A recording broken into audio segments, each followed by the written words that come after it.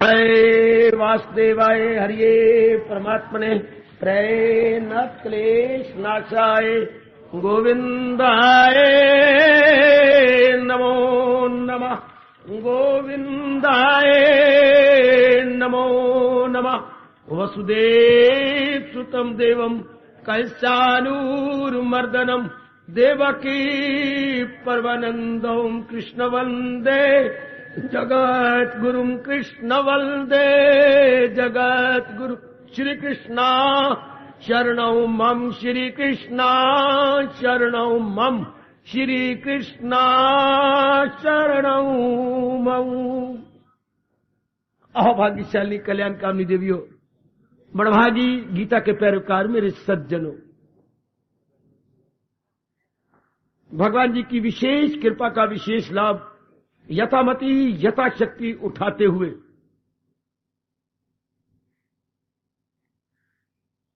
अपने जीवन को धार्मिक एवं पारमार्थिक रूप में सजाने में, बनाने में पुरुषार्थ हो रहा है। भगवान हमारे पुरुषार्थ को स्वीकार करें। ये 3-4 दिन हम लोगों ने एक विशेष विषय पर प्रभु प्रेरणा से विचार विमर्श किया।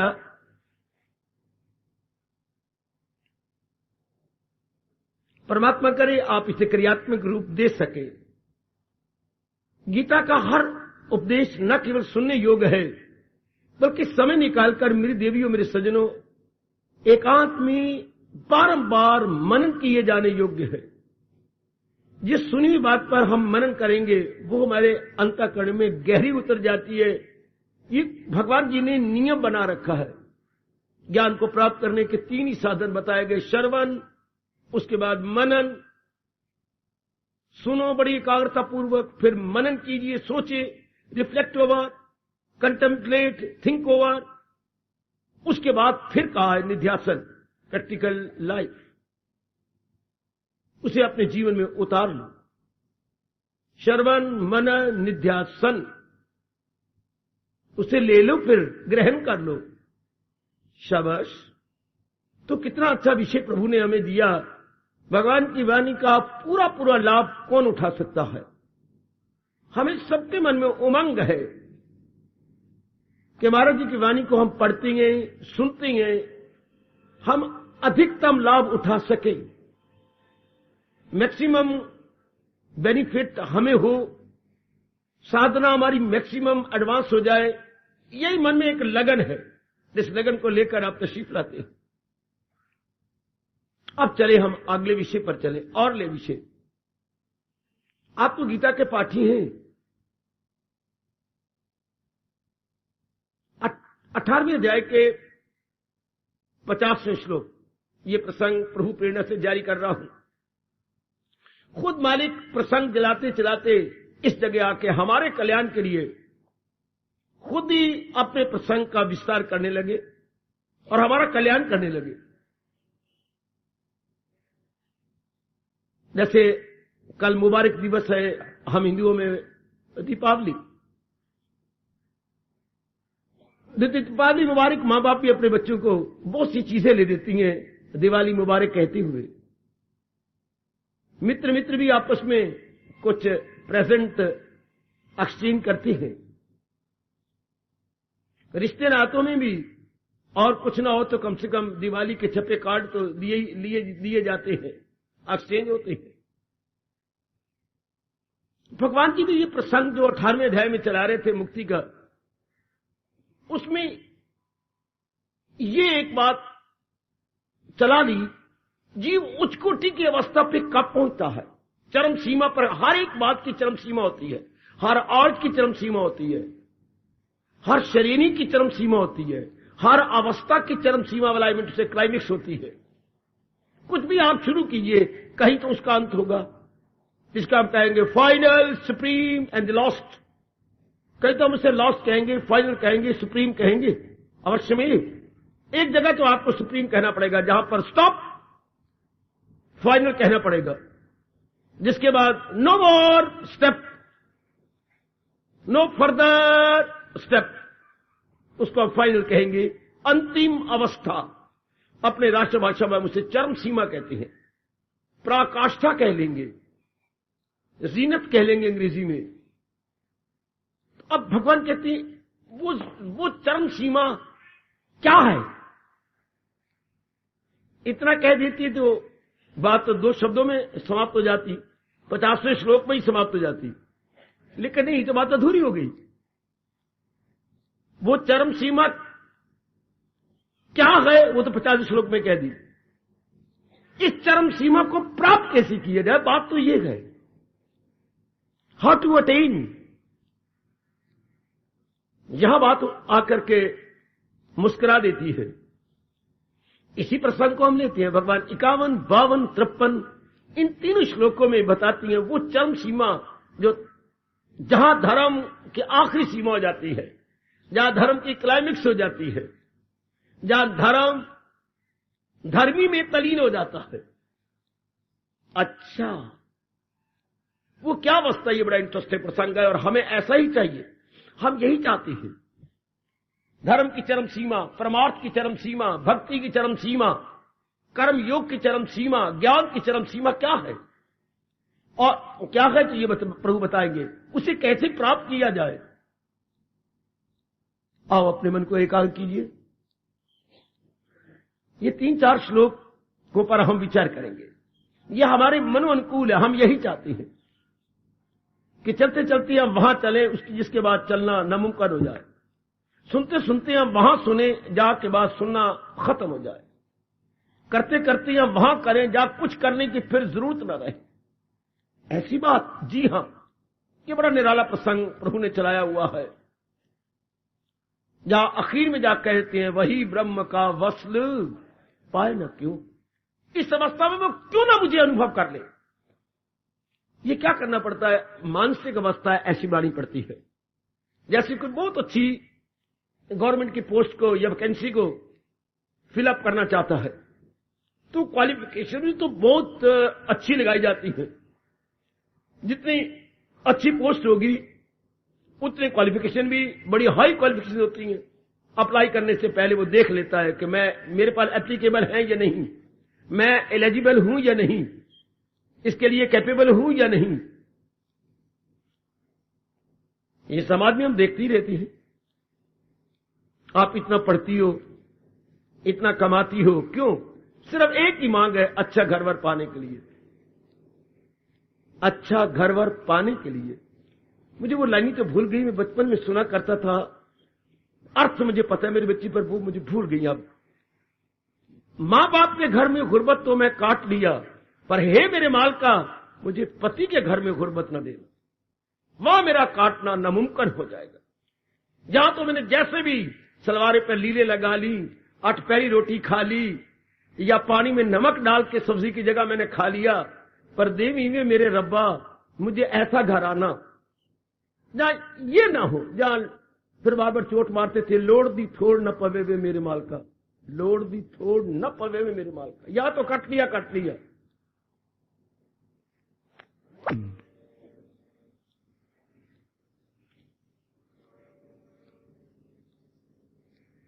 बहुत अच्छा प्रसंग है ये। भगवान मुझे शक्ति दे, मैं ज्यादा प्रकाश डालूं, आपको ज्यादा समझा सकूं। किस ढंग से मेरे प्रभु 18वें अध्याय के 50वें श्लोक में इसे प्रारंभ करती है। भगवान का ढंग तो खैर आप जानते ही हैं, यूनिक है, अपूर्व है और अनुपम है। इस प्रसंग को चलाते हुए हमारे स्टेज फरमाते हैं, हम बड़े आदर मान से श्रवण करेंगे और उसके बाद बड़ी बात जो हमने नोट करनी है, अपने मन को तैयार करना है, वो है हाउ टू अटेन। इस ऐसी वस्तु को प्राप्त कैसे किया जाए। लो एकाग्र जाइए। भगवान प्रसंग कितना अच्छा चला रहे थे और बीच में इस प्रसंग को लेते हुए ये बीच में प्रसंग लिया जिसकी जरूरत थी हमें। सुनब मुक्त सिर मुझसे कुंती के लाल।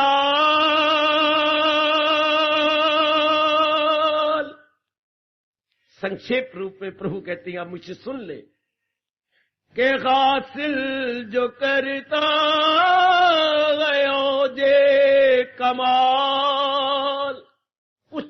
पर जो जा पहुंचता है, और मैंने बेटी चोटी, चरम सीमा, उस चरम सीमा को मेरे सजनों जब पहुंचता है, तो वो फिर ब्रह्म से जाके वासिल हो कब। सुनाओ सुनाओ मालिक, यही हमारी मांग है और यही हमारी तड़प है। वो ब्रह्म से जाके वासल हो कब, कब वो दिव्य दर्शनों के योग्य होता है। ये आला तरी ज्ञान हासिल हो कब। ये चोटी का ज्ञान जीव अटेन करे तो कैसे, जिसके बाद और कुछ पाना संभव ही ना हो, और सुनना संभव ना हो, पाना संभव ना हो, और कुछ लेना संभव ना हो, कमी महसूस ना हो। सातवें दैवी भगवान ने इशारा किया था, जो है जानने का वो सब जान, वह इशारा था, बताया भी गया। लेकिन यहां तो 3 श्लोकों में बिल्कुल ही मलाई मलाई दे दी। और उस अवस्था का भगवान वर्णन भी कर रहे हैं और हमें तैयार भी कर रहे हैं। मैंने इस प्रसंग का बड़ा लाभ उठा रहा हूं। आप भी श्रवण कीजिए और लाभ उठाने की चेष्टा कीजिए। ये श्लोक याद रखना, 50, 51, 52, 53। ये बड़े इनकलाबी फरमान है भगवान का, और गीता के खोज करने वालों ने, गीता रहस्यकारों ने बड़ी कदर की है इन 3 श्लोकों की, क्योंकि इसमें सब कुछ आ जाता है। यहां तक कह दिया गया वैदिक धर्म इन्हीं 3 श्लोकों में है, और कहा हिंदू फिलॉसफी इन्हीं तीनों में आ जाती है, हिंदू फिलॉसफा या हिंदू दर्शन इन्हीं में आ जाएगा, और कहा हिंदू मनोविज्ञान इसी में आ जाएगा। हमारी सभ्यता और संस्कृति की झांकी लेनी होती इन 3 श्लोकों में। अगर ये जानना हो कि हमारी सभ्यता क्या है, हमारी संस्कृति क्या है, what is Indian civilisation and culture, ये हमारे मनों में खूब उठता है। हमारी कल्चर क्या है, हमारी सिविलाइजेशन क्या है, जिस देश में हम आए हैं उस देश के तहजीब और तमद्दन क्या है, भगवान के अपने शब्दों में। लो देवियों, फिर प्रार्थना करूंगा एकाग्रता के लिए। सज्जनों, बिल्कुल एकाग्र। ये प्रसंग मेरे और आपके लिए बहुत बहुत बहुत बहुत बहुत ही जरूरी, आवश्यक और गुणकारी, लाभकारी है। अब भगवान बताते हैं उस चरम सीमा का वर्णन, कि जीव धीरे धीरे अभ्यास करता करता करता करता उस चरम सीमा पर कैसे पहुंचता है, अपने अंतःकरण को कैसे बना लेता है। बनाना तो अंतःकरण को है। 2 जगत होती है, एक आंतरिक जगत, एक बाह्य जगत। ये तो आप जानते ही होंगे। जगत 2 प्रकार के बेटी, एक तो बाह्य जो नजर आ रहा है, एक आंतरिक जगत इरादों वाला, विचारों वाला है।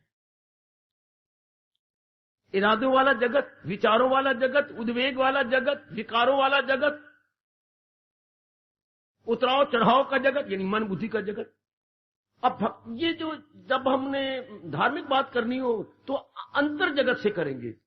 जब हमने को कंचन में, कामनी में, कीर्ति में, इज्जत में, लेने में, देने में, पत्नी में, बच्चों की बात, ये बाह्य जगत की बातें करेंगे। जब हमने स्थूल चीजें लेनी हो तो बाह्य जगत की, अगर ये होगा तो फिर हमारे में रजोगुण बड़ा होगा।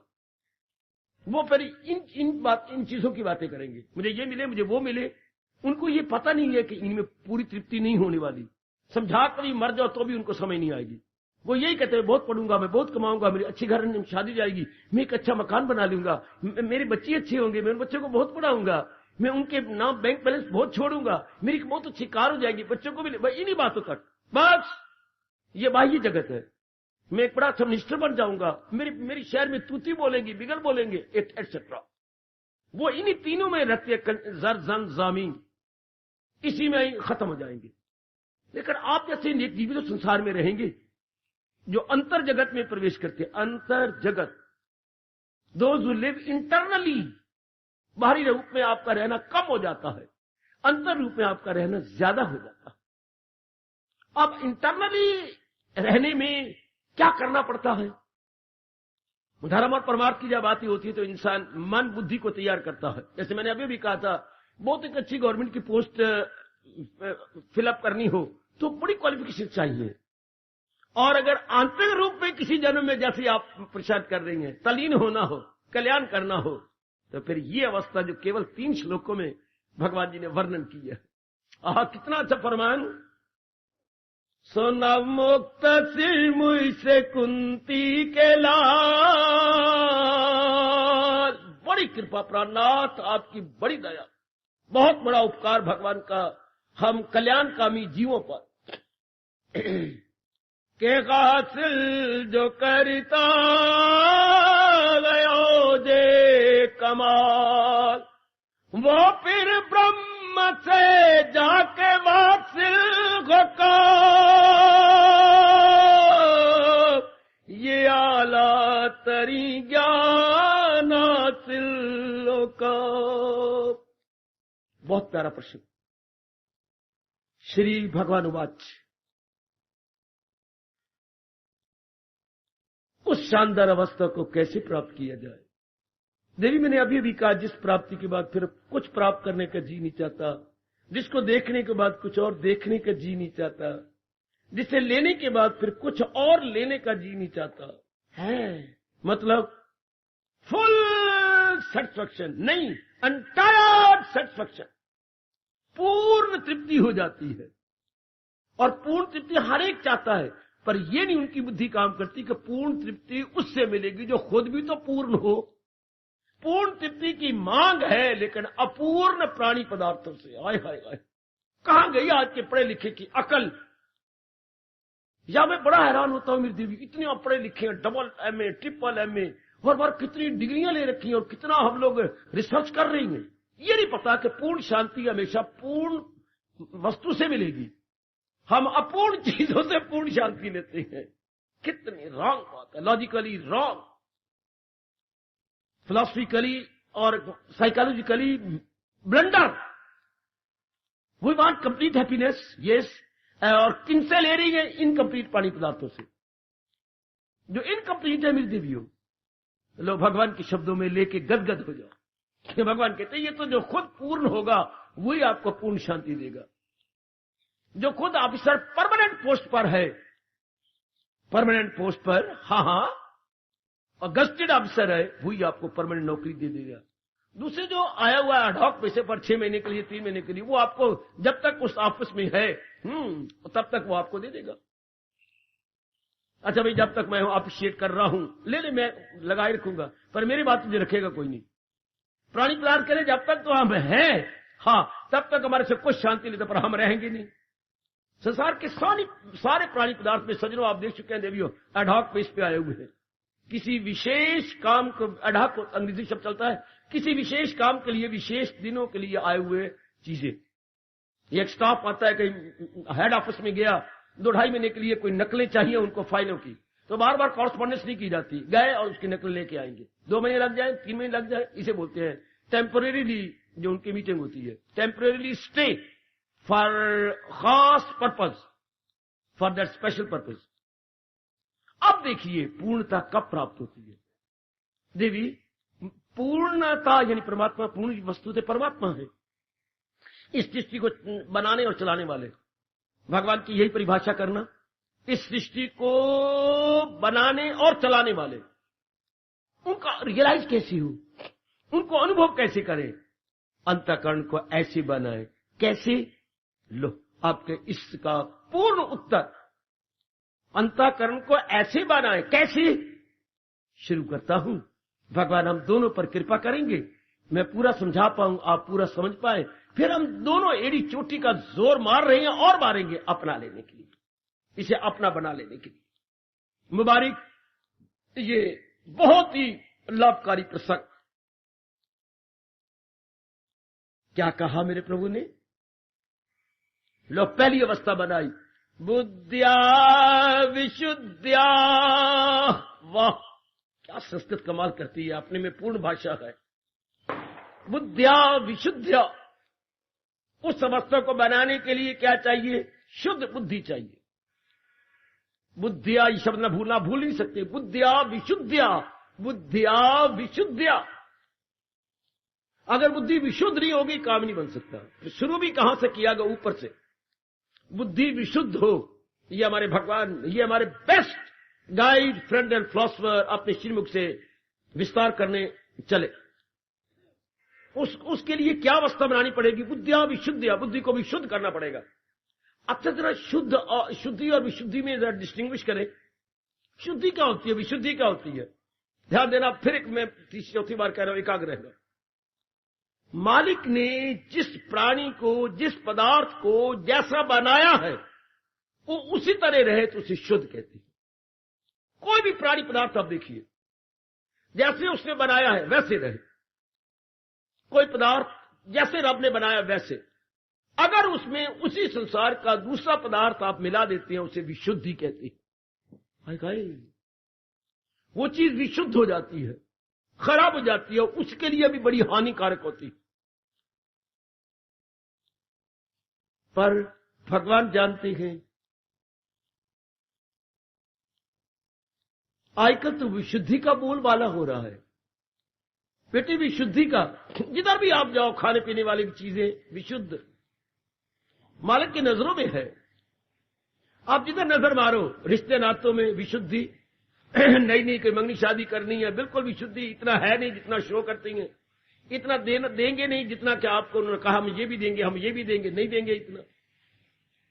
और तो मुझे ये भी बड़ी सुन के हैरानगी, इतना लड़का पड़ा हुआ नहीं था जितना कि शो किया, मैं ये हूं, इतना था ही नहीं, सिर्फ ये था। और बकवास कितनी कर दी, कितना धोखा दिया उनको। अच्छा, एक दुकान पे नौकर, ये भी आप सुन के शायद मानेंगे मैं बकवास कर रहा हूं, पर मैंने सुना ऐसे आपसे कि एक दुकान पे नौकर था और कहा इस दुकान में मेरा शेयर है। सिर्फ सर्वेंट था उस दुकान का, उसको शायद 2200 रुपया देते थे। ये बाद में जाके पता लगा, अरे तू तो बकता था कि ये दुकान में मेरे शेयर है, लेकिन हमें तो पता लगा है कि फिर जी शादी तो फिर शादी ऐसी होती है। कैसे डाइवोर्स हुआ और क्या उन्होंने उनको दिन में तारे दर्जनों दिखाए, बाद में परिणाम गंदा होगा ना। आजकल हर जगह रिश्ते नातों में विशुद्धि, खाने पीने वाली चीजों में देखो जरा, शायद ही कोई चीज आपको शुद्ध मिलती हो बाजार में, शायद ही। आप भगवान मुझे क्षमा करे, कान पकड़ रहा हूं, पावन हमारी दिवाली है, और मनोमन टनो टन मिठाई बट रही है। यहां भी कितने पुणे आए हैं वर्करों को इनाम रूप में देने के लिए। हाँ, लेकिन क्या ये शुद्ध मिठाई है? ओ, शुद्ध तो भगवान का नाम ही हो सकता है। मिठाई और शुद्ध वो दिन हमारे दादाजी के थे, बाद में मिलावट मिलावट मिलावट, बिल्कुल मिलावट। मेरे कल बैठे होंगे हलवाई, बाबा आपसे क्या छुपा है, क्या ये जिसको आप बोलते हैं ना ये खोया, इसमें तो हम काफी क्या मिलाए थे, अगर पता जानकारी आपको बताऊं कैसे शुद्धि। सिंगाड़ों का आटा।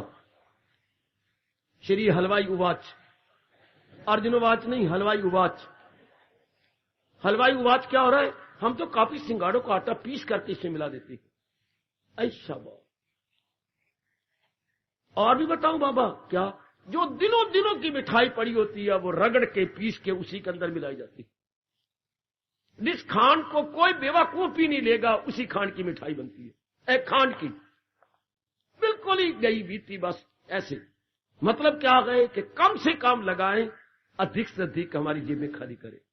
कम से कम लगाना यह है, समाज में चल भी इसी विशुद्धि कहेंगे। फिर जब मिनिमम मैक्सिमम का प्रश्न खड़ा हो जाए, बेटे मिनिमम मैक्सिमम, न्यूनतम मेरा खर्च हो और अधिकतम मैं जनता से लूं, तो कौन सा गुनाह है वो नहीं कर बैठेगा, कौन सा पाप है वो करके अपने अंतःकरण को काला नहीं करेगा। जिस समाज में ये बात चले न्यूनतम अधिकतम, बस ऐसा इंसान मारा जाएगा, भगवान के उससे गिरेगा। समझे आप? क्या अधिक न्यूनतम मेरा खर्च हो, कम से कम मैं खर्च करूं और ज्यादा ज्यादा मैं नफा कमाऊं, तो वे चारों ओर अशुद्धि अशुद्धि अशुद्धि, चारों ओर जिधर भी आप नजर मारेंगे भगवान की नजरों में है। पर शुद्ध चीज क्या है? जो चीज जैसी बनाई गई। गैया का दूध है, गैया का दूध है, इसमें बाकरा दूध ना मिलाया जाए, इसमें भैंस का दूध ना मिलाया जाए, पर मिलाती है, उन्हें ज्यादा कमाना है। गैया का दूध बिकेगा 2 रुपए कम, भैंस का दूध 2 रुपए ज्यादा बिकता है। हमारे समाज में कोई रिवाज गैया का दूध का बड़े लाभ है, पर हमारी बुद्धि मारी हुई है। हम भैंस का दूध जो सुस्ती पैदा करता है, हम उसी को लेंगे ज्यादा, जो हमारी चमड़ी मोटी कर देता है, हम उसी को ज्यादा पसंद करें। लेकिन उसका क्योंकि मांग ज्यादा है, उसकी कीमत 10 रुपए है, ये बेचारा 7 रुपए किलो बिकता गैया का दूध। मिला मिक्स करेंगे। पूछा मैंने, क्यों मिक्स करते हो? बाबा 3 रुपए किलो का फर्क है। अच्छा, फिर आप गैया पालते क्यों है? इसलिए पालते, गैया खाती थोड़ा है। सुनते जाओ कम से कम। हाँ, और भैंस बड़ी ज्यादा खा जाती है, सॉरी भैंस तो बहुत खाती है। तो फिर हमें क्या है, हम गैया को थोड़ा खिला करके दूध मिलाया उसके अंदर, चल 3 रुपए का और पर किलो मुनाफा। ये नहीं जानते कि इनके ऊपर कोई परमात्मा की जात भी है। ऐसी कमाई बीमारी पैदा करेगी, ऐसी कमाई घर में लाचारी पैदा करेगी, निकलेगा बहुत ज्यादा, पर उनको कौन समझाए। तो शुद्ध चीज क्या, जैसी मालिक ने बनाई है उसमें गड़बड़ न मचाना। अगर रजोगुणी जीव सतोगुणी भेष बदल करके जनता को महात्मा बताता है या जनता को कुछ और कहता है, वो भी शुद्ध हो गया। मैं रजोगुणी में रजोगुणी प्रकट करूं, मैं सतोगुणी में सतोगुणी रहूं, मैं तमोगुणी में तमोगुणी प्रकट ना करूं, मैं तमोगुणी रहूं। है नहीं और दिखाया जाए तो विशुद्ध चीज हो गई। अब आप समझ गए होंगे, जैसे समाज जा रहा है, आप देख ही रहे हैं, समाज में ऐसे व्यक्ति बहुत कम नजर आएंगे और दिन ब दिन कम होते जा रही हैं। क्या बोलूं, जो अंदर बाहर से एक जैसी। ऐसे व्यक्तियों का मिलना मेरे ख्याल में तो बहुत ही दिन प्रतिदिन मुश्किल होता जा रहा है। अंदर बाहर से एक जैसे, उनको हम परमात्मा का प्यारा कहेंगे, उन्हें हम कल्याणकामी जीव कहेंगे, जिनका कोई मान की चाहना नहीं। वो कहते बेशक हमें दुनिया बुरा कहे, भला कहे, जो मर्जी कहती रहे, हमने तो भगवान की नजरों में रहना है। वो अंदर बाहर से एक जैसे हैं। जो जहान के लिए जिंदा नहीं है, भगवान के लिए अपनी जिंदगी दिन काट रहे, जहान के लिए नहीं, भगवान के लिए। वो अंदर बाहर से एक जैसे। याद रखना, जिनके अंतःकरण में मोटे अक्षरों में यह अंकित है, जीवन केवल भगवान के लिए, ऐसे अंदर बाहर से एक जैसी। उनमें अंग्रेजी बोलूं तो डबल पर्सनैलिटी नहीं होगी, only single personality and no double personality. उन पे आप ये कहावत नहीं लगा सकते, हाथी के दांत दिखाने के और खाने के। ये कितनी अच्छी कहावत है हमारे देश में, हाथी के दांत दिखाने के और खाने के और। हमने 2 प्रकार के दांत बनाए। इस तरह आज भी डबल पर्सनैलिटी है। जनता को दिखाने की पर्सनैलिटी और है, और अंदर की कामी, लोभी, क्रोधी, लालची, ये पर्सनैलिटी उनके अंदर की। बाहर की बड़ी दिखाएंगे, बड़ी शानदार। आओ आप प्रसंग को पकड़ लो। भगवान कहते हैं जो उस हम हमारे सारों को ये मांगा है, उस समझ तक जाना चाहती हैं, उनकी बुद्धि विशुद्ध हो जाती। मालिक ने ये बुद्धि दी थी, हर एक को खराब कर बैठा। चाहे 2 जन्म में खराब कर बैठा, 4 जन्म में खराब कर बैठा। आय हाय, कि आज कीर्तन आजकल चला करता है, बिना दाग सी चोला मिलिया, वो दागो दाग लगाया है।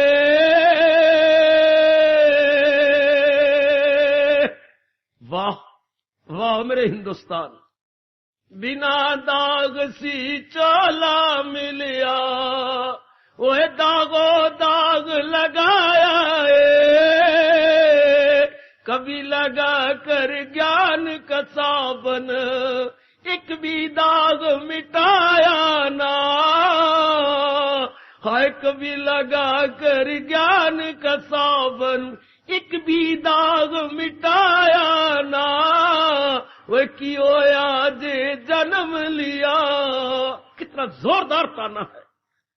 क्यों आज जन्म लिया, पर कदर जन्म दा पाया ना। परमेश्वर दी भक्ति वाला है, वो गूढ़ा रंग चढ़ाया ना। बिना दाग सी चोला मिलिया। अंतःकरण तो परमात्मा ने बिल्लौर की तरह चमकता हुआ दिया था, दागो दाग लगाया है। कभी लगाकर ज्ञान का साबन, एक भी दाग मिटाया ना। आजकल बोलबाला ऐसे ही डबल पर्सनैलिटी मनुष्यों का है, अंदर कुछ थे बाहर कुछ। भगवान अब आपको कहती है, भगवान का उपदेश तो उनके लिए है जो कल्याणकामी है, जो कल्याण करके जिंदगी के दिन व्यतीत करके सदा के लिए इस जहान को छोड़ना चाहते हैं। सदा के लिए लौट के नहीं आना चाहते। लौट के वही आएंगे जो मरेंगे दाग लेकर, मरेंगे अरमान लेकर, मरेंगे इच्छा लेकर। आहा आहा आहा, उनके लिए जन्म होते हैं। जैसे मिर्जा गालिब ने था तो उर्दू का शारीरिक प्रेम वाला गालिब कवि, लेकिन कई बातें तो बड़े गजब की ढा गया है, जो हमारी हिंदू धर्म की फिलॉसफी से टच कर जाती हैं। हजारों ख्वाहिशें ऐसी कि हर ख्वाहिश पे दम निकले। वो अल्लाह मियां, मेरे अंदर बड़ी तमन्ना खड़ी हो गई हैं, एक एक तमन्ना मुझे नींबू दानी की तरह निचोड़े जा रही है।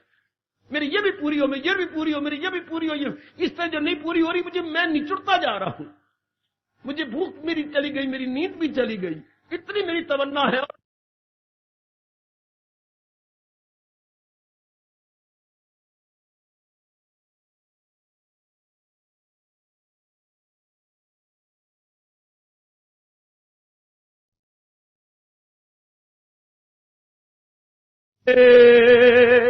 जान निकलती है मेरी, मेरे ये नहीं पूरा हुआ, मेरे ये नहीं पूरा हुआ। हजारों ख्वाहिश ऐसी कि हर ख्वाहिश पे दम निकले, बहुत निकले मेरे अरमान, लेकिन फिर भी कम निकले। वाह गालिब वाह, हमारी भी शुभ भावना तेरे साथ, ये हर एक का अनुभव है। अरमान मैंने बहुत पूरी किए, लेकिन अभी तो ढेर लगा पड़ा है अरमानों का। Still there are so many अरमान, सो मेनी अनफुलफिल्ड डिजायर्स। अरमान तो मैंने बहुत निकाले गए, लेकिन अभी तो बहुत पड़े गए। इस हालत में जी मरेगा तो बहुत बुरा हाल होगा, बहुत बुरा हाल।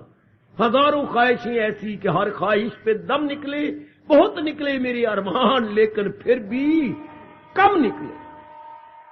संसारी रूप में इंसान ऐसे ही मरता है, अरमान बढ़ती जाती हैं, पूरे करता है, जिंदगी के दिन खत्म होते जाए। कितने रोने की बात, अरमान बढ़ते जा रही हैं, जिंदगी के दिन मेरे कम होते चले जा रहे हैं।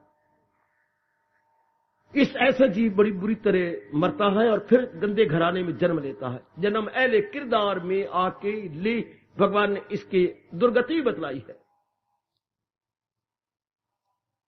बुद्धिया विशुद्धिया, अब आप जैसे कल्याणकामी जी, जिनके मन के अंदर के पूर्व के पुण्य जागे हुए हैं, ये तमन्ना खड़ी होगी मैंने अपना कल्याण करना है।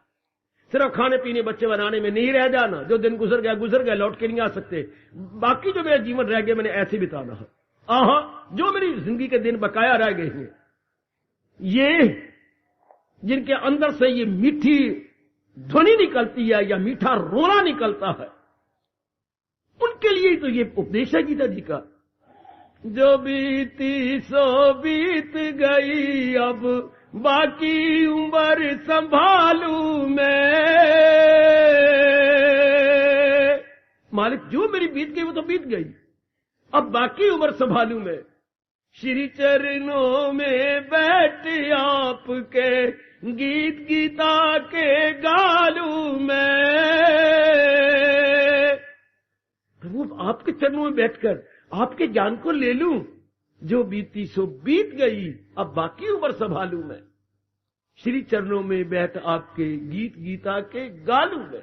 ये जीवन अपना श्याम जी सफल बना लो।